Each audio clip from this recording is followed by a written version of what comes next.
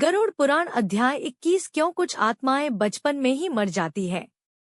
क्या यह अधूरी यात्रा है या पूरा कर्मफल? कभी आपने सोचा है, एक मासूम बच्चा जिसने अभी इस दुनिया को ठीक से देखा भी नहीं, अचानक मृत्यु को प्राप्त हो जाता है। क्या यह ईश्वर की अन्यायपूर्ण लीला है? क्या उस आत्मा को जीवन का पूरा अनुभव नहीं मिलना था? गरुड़ पुराण अध्याय 21 में इस गहरे और दर्द भरे प्रश्न का उत्तर छिपा है। यह शास्त्र बताता है, कोई भी आत्मा बिना संपूर्ण कर्म फल के मृत्यु को प्राप्त नहीं करती। तो जब एक बालक की मृत्यु होती है, वो सिर्फ एक शरीर का अंत नहीं, बल्कि एक बहुत पुराने कर्मचक्र की पूर्णता होती है। क्यों होती है बाल्यकाल में मृत्यु?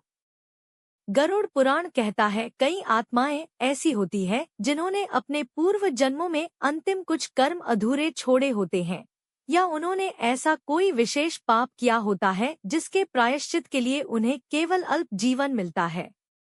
कभी कभी उन्हें सिर्फ जन्म का अनुभव लेना होता है।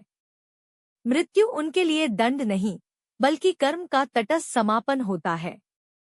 ऐसा आत्मा का जन्म एक क्लोजिंग चैप्टर होता है, जहां उसे सिर्फ कुछ सांसें, कुछ पल या सिर्फ माँ की गोद यही अनुभव लेने होते हैं। बच्चे की मृत्यु माँ बाप के लिए दुखद हो सकती है, लेकिन आत्मा के लिए यह सिर्फ कर्मों की किताब का एक अंतिम पन्ना होता है। माता पिता का दुख भी एक कर्म बंधन है। गरुड़ पुराण कहता है, माता पिता जिनके बच्चे अल्प आयु में मर जाते हैं, वह भी पूर्व जन्मों के गहरे बंधनों और कर्मों का परिणाम भोगते हैं। कभी यह आत्मा उनका कोई ऋणी होता है, कभी वह स्वयं किसी पूर्व जन्म में उनका दोषी रहा होता है। इसलिए कहा गया है, मृत्यु में भी अर्थ है, अल्प मृत्यु में भी योजना है।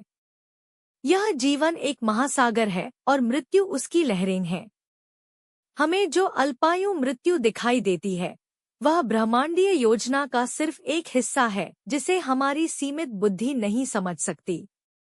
इसलिए गरुड़ पुराण सिखाता है, कभी मृत्यु से डरना नहीं चाहिए और कभी मृत्यु को समझे बिना दुख में डूबना नहीं चाहिए। प्रत्येक आत्मा, चाहे वह एक दिन जिए या एक दशक, अपने पूर्ण कर्मों के साथ ही जन्म लेती है और जाती है।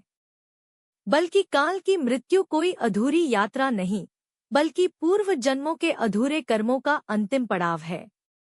जो आत्मा थोड़ी देर के लिए आई थी, वो बहुत कुछ पूरा करके ही गई है, शायद आपके जीवन को बदलने या अपने कर्ज उतारने।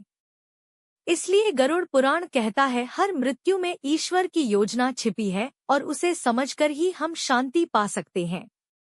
अगले अध्याय में जानिए, मरणासन्न अवस्था में आत्मा क्या अनुभव करती है और अंतिम क्षणों में कौन आता है उसे लेने। एक ऐसा रहस्य जो मृत्यु को भी दिव्यता से जोड़ता। आगे की कहानी सुनने के लिए मेरे वीडियो को लाइक और चैनल को सब्सक्राइब करें।